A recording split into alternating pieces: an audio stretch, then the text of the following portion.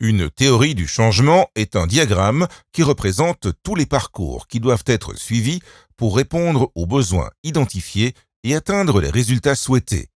Elle comprend l'énoncé du but à long terme, les conditions préalables, qui sont les changements intermédiaires qui doivent se produire pour atteindre le but à long terme, les parcours du changement, qui cartographient les connexions entre les conditions préalables, les hypothèses, qui identifient les risques qui pourraient affecter la mise en œuvre du projet.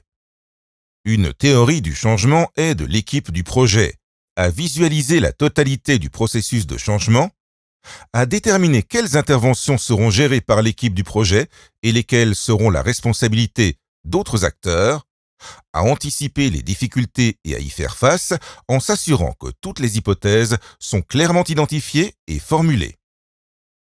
Les hypothèses sont particulièrement importantes dans la théorie du changement parce que le changement dans le secteur du développement et de l'assistance humanitaire dépend souvent du contexte et qu'il est difficile à prédire. Nous pouvons avoir des plans idéaux qui prévoient comment le changement va se produire, mais en réalité, il y a toutes sortes de risques qui peuvent interrompre la logique du changement. Les hypothèses tentent de gérer ces risques en déterminant quelles sont les conditions qui doivent se vérifier pour que le changement se produise. Si vos hypothèses se vérifient, les changements que vous souhaitez ont plus de chances de se produire. Si ce n'est pas le cas, le projet fera face à des difficultés. Comme les hypothèses sont tellement importantes, il est nécessaire de les suivre et de les actualiser au besoin tout au long de la mise en œuvre du projet. Les meilleures théories du changement ne partent pas de zéro, mais sont basées sur ce qui a été appris auparavant. Une stratégie courante est d'utiliser un cadre conceptuel existant qui a été élaboré pour expliquer comment le changement se produit dans un certain domaine de programme.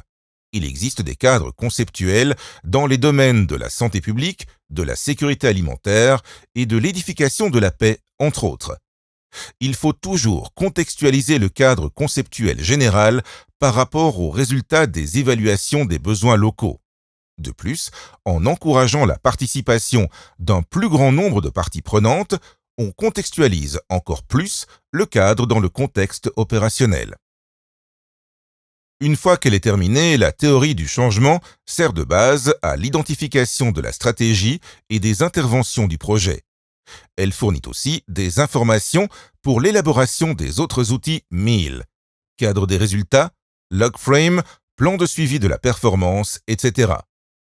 Il faut la traiter comme un document vivant qui doit être actualisé quand le contexte du projet évolue et quand votre compréhension du projet se développe et s'approfondit.